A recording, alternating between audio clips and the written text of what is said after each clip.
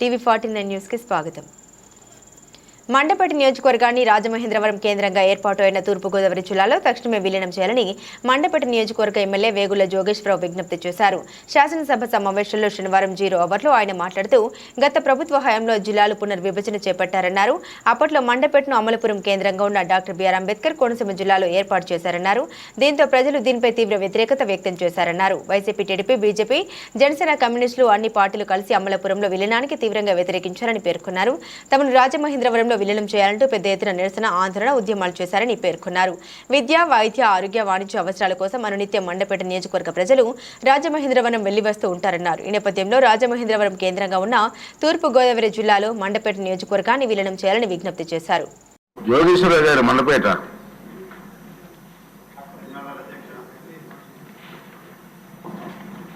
జిల్లా పునర్విభజన జరిగినప్పుడండి మండపేట నియోజకవర్గాన్ని తీసుకెళ్లి అమలాపురంలో కలిపారండి. దానికి వ్యతిరేకంగా ఆనాటి అధికార party YSR party, Telugu Desam, Janasena, BJP, communist party అందరూ కూడా భారీ ఎత్తున ఉద్యమం చేసినప్పటికీ కూడా ఆనాటి వైఎస్ఆర్ ఇన్ఛార్జి ఆయన స్వార్థంతో ఆయన ఆస్తులు అమలాపురం ఏరియాలో ఉన్నాయి కాబట్టి తీసుకెళ్లి అమలాపురంలో కలిపారు సార్.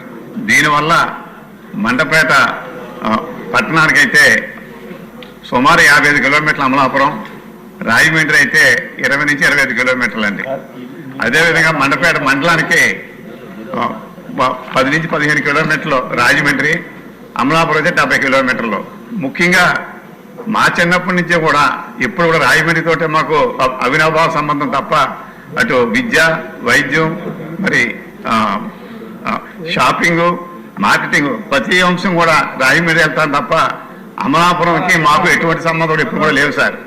అందుచేత తిరిగి మా యొక్క మండపేట నియోజకవర్గాన్ని తూర్పుగోదావరి జిల్లా కేంద్రంగా ఏర్పడినటువంటి రాజమహేంద్రవరంలో కలపాలని చెప్పి మీ ద్వారా ప్రభుత్వాన్ని కోరుతున్నాను అధ్యక్ష.